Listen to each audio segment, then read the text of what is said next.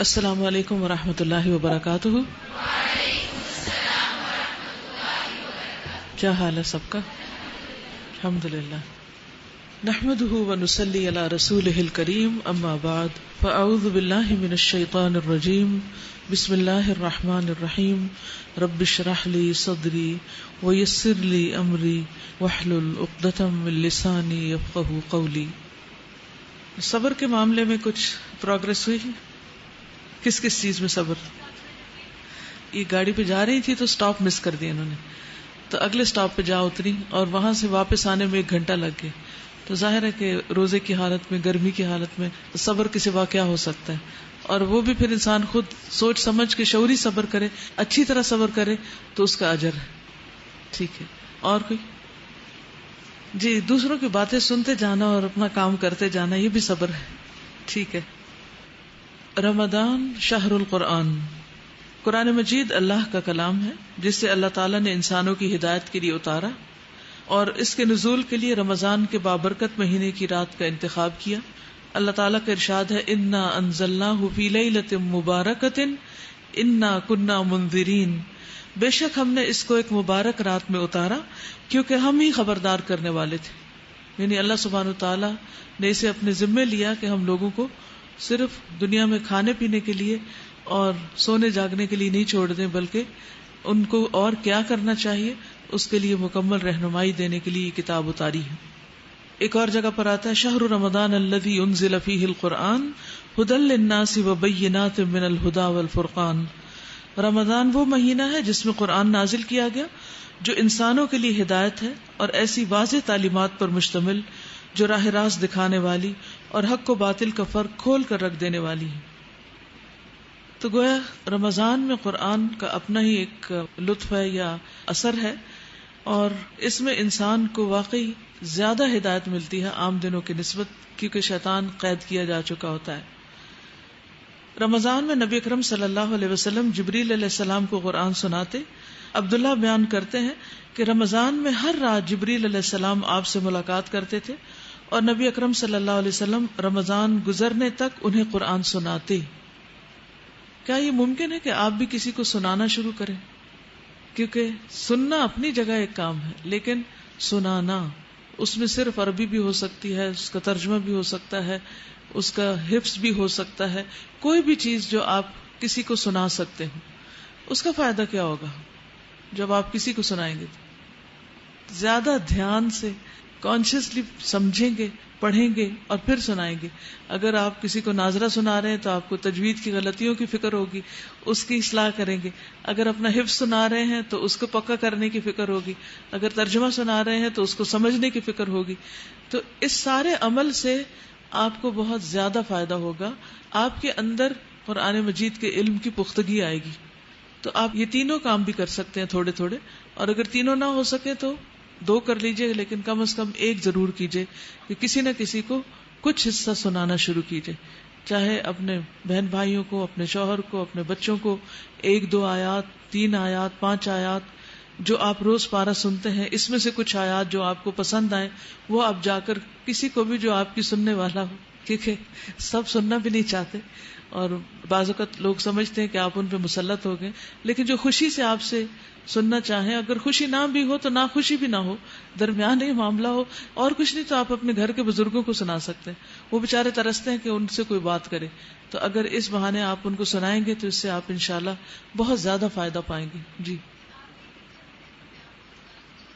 جی یہ کہتے ہیں کہ اگر ویسے کوئی نہ سنے تو کسی کو اپنا ٹیچر بنا لیں اور پھر اس کو آپ سنانا شروع کر دیں، تو اس سے وہ پھر ایک دوسری پوزیشن میں آئے گا. جب آپ استاد بن کے سنائیں گے تو دوسرے شاید نہ سننا چاہیں، لیکن اگر آپ ان کو یہ کہیں کہ آپ میرا سنیں تاکہ مجھے بتائیں کہ میں کیسا پڑھتی ہوں، یا کیا میں ٹھیک پڑھ رہی ہوں، یا کیا میں صحیح سمجھ رہی ہوں، تو اس سے انشاءاللہ یہ بھی آسان ہے. تو ہر ایک کو جو جو چیز سوٹ کرتی ہے وہ کرے، لیکن کرنا شروع کریں، پھر مجھے کل بتائیں کہ کیا فائدہ ہوا.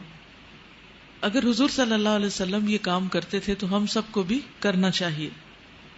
ایک اور حدیث سے پتہ چلتا ہے کہ آپ صلی اللہ علیہ وسلم ہر سال جبریل علیہ السلام کو 1 بار قرآن کا نازل شدہ حصہ سناتے، اور وفات سے پہلے آخری سال آپ نے 2 بار سنایا، یعنی 2 بار پورا قرآن.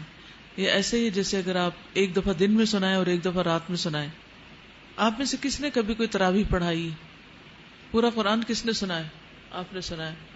اور کچھ پارے سنائے ہوں؟ الحمدللہ، گڈ.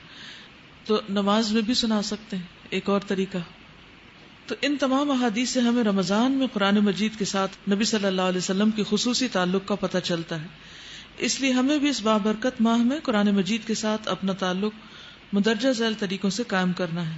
جیسے تلاوت قرآن مجید، یعنی خود اپنے لیے تلاوت کرنا، کیونکہ جو لوگ تلاوت کرتے ہیں ان کے لیے ایک ایسی تجارت کی خوشخبری ہے جو کبھی بھی نقصان نہیں اٹھائے گی. ان الذین یتلون کتاب اللہ واقاموا الصلاۃ وانفقوا مما رزقناہم سرا وعلانیۃ یرجون تجارۃ لن تبور.